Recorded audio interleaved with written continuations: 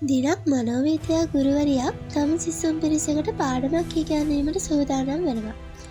ඇය වතුර වීදුරුවක් ගෙන එය ඉහළට ඔසවනවා. සිසුන් සියල්ලෝම සිතුවේ ඇය වීදුරුවේ අඩක් පිරී තියේද නැතිනම් අඩක් හිස්ව තියේද කියලා සාම්ප්‍රදායික ප්‍රශ්නයක් අසයි කියලා. ඒත් ඇය සිනාසෙමින් ඇසුවේ වෙනත් ප්‍රශ්නයක්. මේ වතුර වීදුරුවේ බර කොපමණද?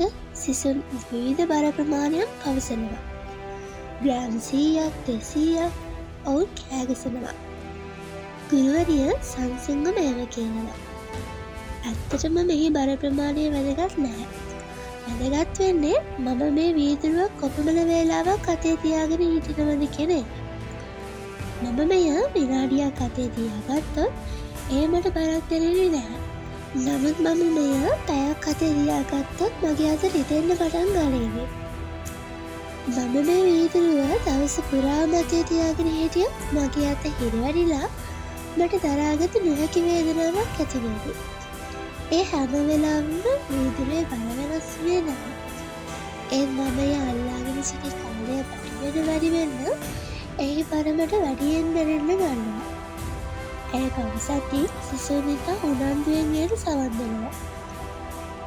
ජීවිතයේ අපට ඇතිවන ප්‍රශ්න මානසික අතතියක් හරියට මේ වතුර වීදුරුව වගේ. ඒව ගැන මොහොතක් සිතුවට වරදක් නැහැ. නමුත් ඔබේ ප්‍රශ්න දවස පුරාම ඔබේ ඔළුවේ තියාගෙන හිටියොත් ඔබ මානසිකව වැටෙනවා. ඔබේ ශරීරය දුර්වල වෙනවා.